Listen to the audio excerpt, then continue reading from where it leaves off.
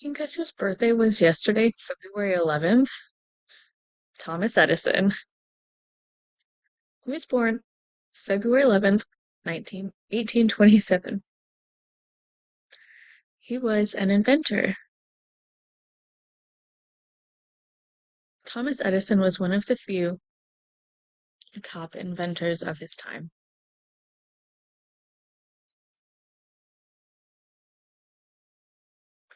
When he was younger, he completely lost his hearing in his right ear and was hard of hearing in the left. He would go to school for 2 or 3 months at a time, and the teacher realized he was brilliant. His mother decided to take him out of school and homeschool him instead. He would read a lot, and in his basement, he would perform different experiments. He never went to a technical school or university. As time went on, in the year 1829,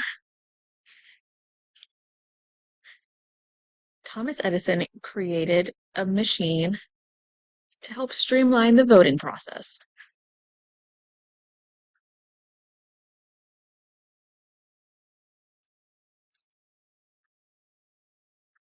He took it to U.S. legislator and showed them the machine and what it can do.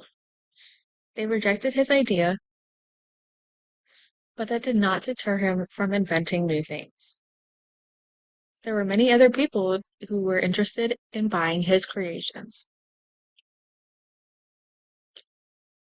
Western Union actually put in a bid on one of his items. The interpreter needs clarification.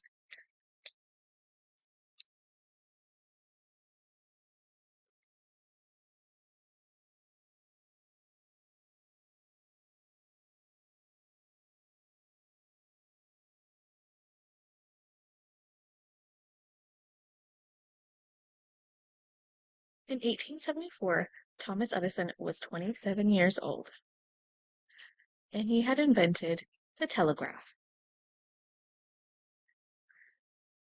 In its inception, it was able to send one message in one way at one time. As it improved, he was able to send out two messages simultaneously.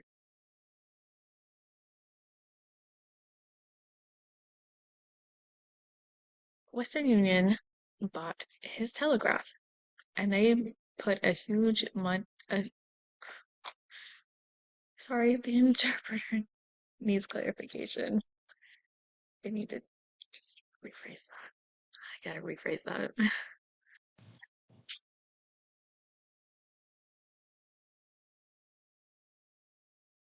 Western Union bought his telegraph and invested a lot of money in him. With the money from Western Union, he established a famous research lab in New Jersey, specifically in Menlo Park. M- Many creations and inventions were worked on in this place. Most of these inventions were not new.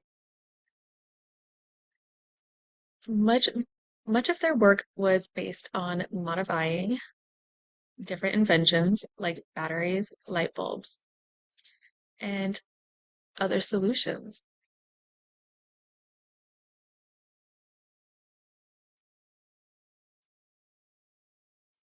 They also created the gramophone. It was able to record sound, and with new technology, it was able to produce that sound as well.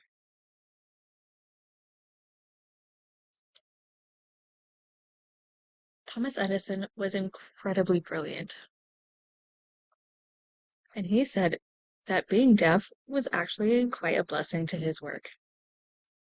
It cut out the need for chit chat, and he was able to focus more on his work. He was also incredibly stubborn, but that's part of why he was a genius. He said being a genius was 1% inspiration, and the other 99% is perspiration.